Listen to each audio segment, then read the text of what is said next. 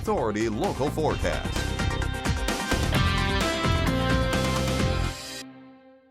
We're settling in on a potentially beautiful Friday evening here in the Desert Southwest as we get started with the month of May. All right, here's a peek at your RV World Yuma Skycam and the first day of May.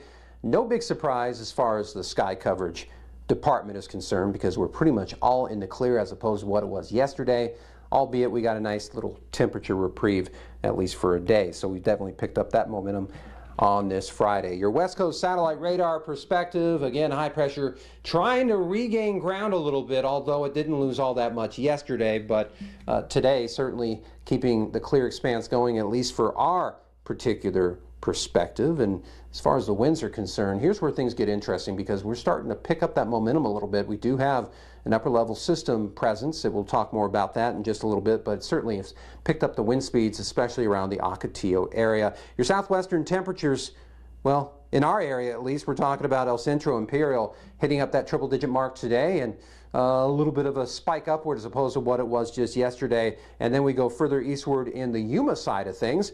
Everybody between San Luis and Dayton pretty much hitting the triple digits today. So we have definitely rebounded in that particular department, albeit on a very short-term basis, at least for now. Your future cast, here's what we're expecting in regards to the high pressure having its effect. It won't be much or as much because we have a frontal boundary pushing this thing around a little bit. That's going to be our wind maker, already beginning to do that, obviously. And so that's going to affect things as we get on through the next few days. So it's going to make for a nicer weekend for us. Can't fault that by any stretch. Your Metrocast by midnight tonight will be down in around the mid to higher 70s. Can't fault that either.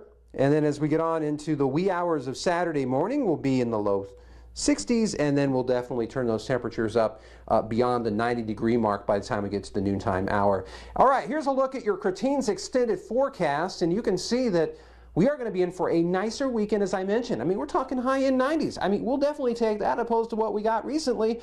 But then the boomerang effect is going to be taking place, as you can see, those hundreds even higher than what they had been before. So we're talking about potentially the hottest temperatures of the year. Imperial Valley, very similar outlook applies to us as well. As you can see, we can get close to that 110-degree mark. So things certainly cooking up just a little bit.